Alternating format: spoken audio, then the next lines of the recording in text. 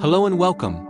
One of history's greatest aviation mysteries still captivates the world: the disappearance of Amelia Earhart. The first woman to fly solo across the Atlantic vanished without a trace in 1937, leaving behind questions that have puzzled generations.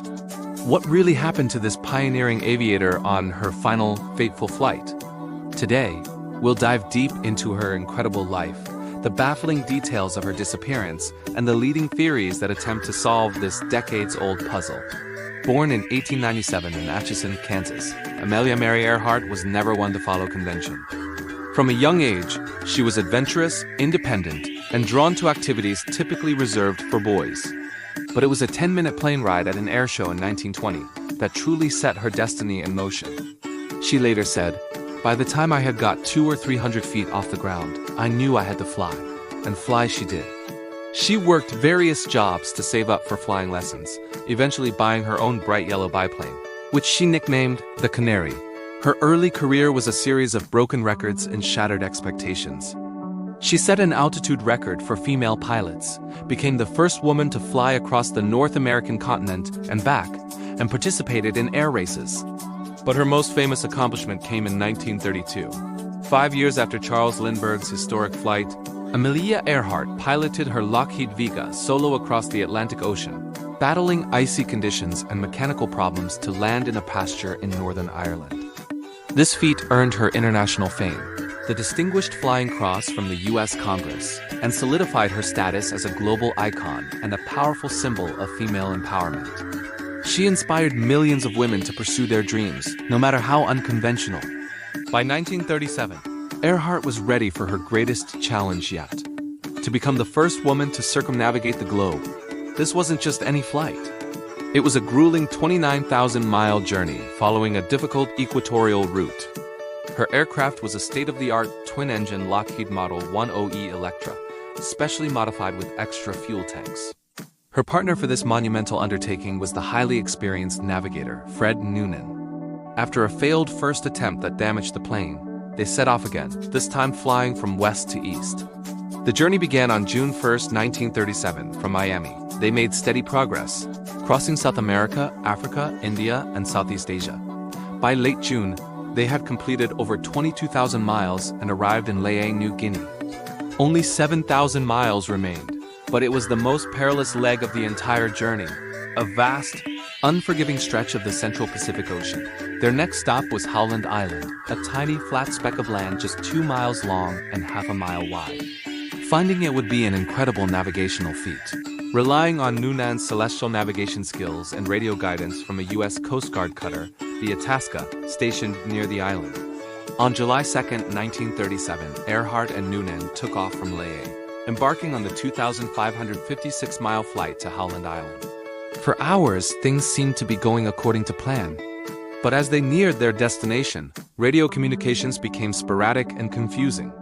The Itasca could hear Earhart's transmissions, but she apparently couldn't hear theirs clearly. Her voice, picked up by the radio operators, sounded calm but concerned. She reported cloudy weather, making celestial navigation impossible. Her final, chilling transmissions indicated they believed they were close to Howland Island but couldn't see it. "We must be on you but cannot see you," she reported. "Gas is running low." And then, after one last garbled message, there was only silence. Amelia Earhart, Fred Noonan, and their advanced Lockheed Electra had vanished. The disappearance triggered one of the largest and most expensive sea and air searches in American history. The U.S. Navy and Coast Guard immediately launched a massive operation, led by the aircraft carrier USS Lexington. Over the next 2 weeks, ships and planes scoured an incredible 250,000 square miles of the Pacific Ocean, an area larger than Texas. President Franklin D. Roosevelt himself authorized the search, reflecting the nation's and the world's desperate hope to find the beloved aviator. But despite the sheer scale of the effort, not a single trace of Earhart, Noonan, or the Electra was found. No debris, no oil slick, no life raft. It was as if they had simply flown into a cloud and never come out. The official search was called off on July 19, 1937. Earhart and Noonan were declared legally dead in 1939. The world was left stunned and heartbroken.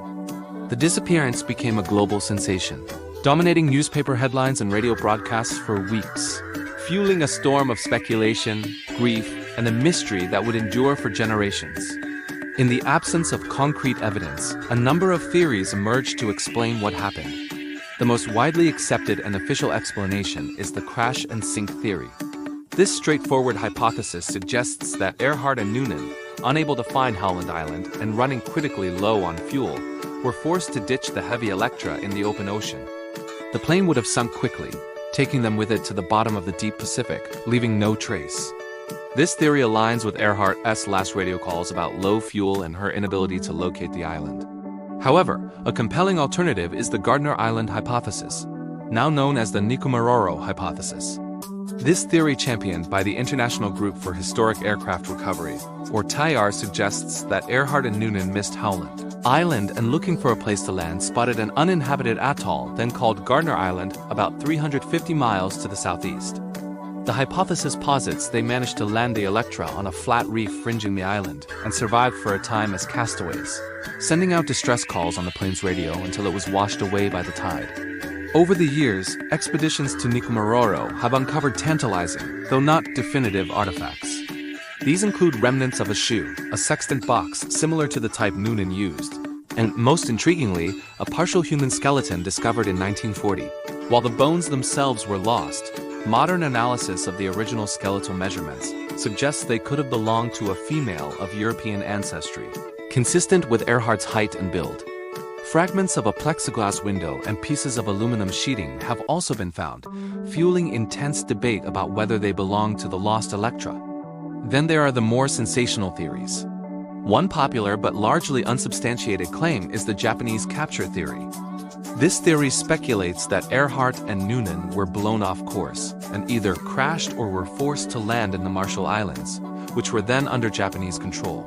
In this scenario, they were captured by Japanese forces who believed they were American spies. Proponents of this theory suggest they were taken to Saipan, interrogated, and eventually died in captivity.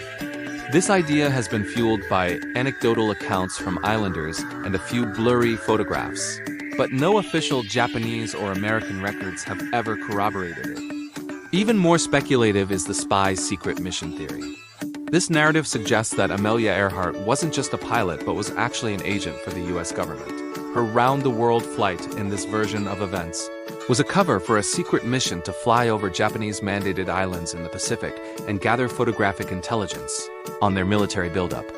Some versions of this theory even claim she survived, was repatriated, and lived out her life under an assumed name. Like the capture theory, there is no hard evidence to support this, and it is largely dismissed by mainstream historians. The search for Amelia Earhart did not end in 1937. In the 21st century, the quest has been revived with cutting-edge technology. Deep-sea exploration companies and historical researchers continue to scan the ocean floor near Howland Island and Nikomaroro with advanced sonar and autonomous underwater vehicles. Satellite imagery has been used to identify potential wreckage sites, and new archaeological expeditions regularly visit Nikomaroro, hoping to find that one definitive piece of evidence that will solve the puzzle once and for all.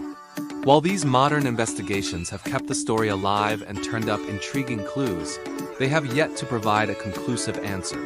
The fate of Amelia Earhart remains one of the most enduring and fascinating mysteries of the 20th century. In the end, while the mystery of her disappearance continues to fascinate us, Amelia Earhart's legacy is about so much more than her final flight. She was a pioneer who pushed the boundaries of aviation and society. She proved that courage, passion, and determination are not defined by gender. Her story is a powerful reminder to chase our horizons, to dare to do what others deem impossible, and to live a life of adventure.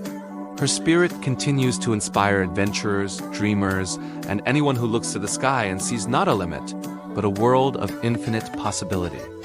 Thank you so much for joining us on this journey into the life and mystery of Amelia Earhart. If you enjoyed this video, please give it a thumbs up and consider subscribing for more stories from history. We'd love to hear your thoughts in the comments below. Until next time.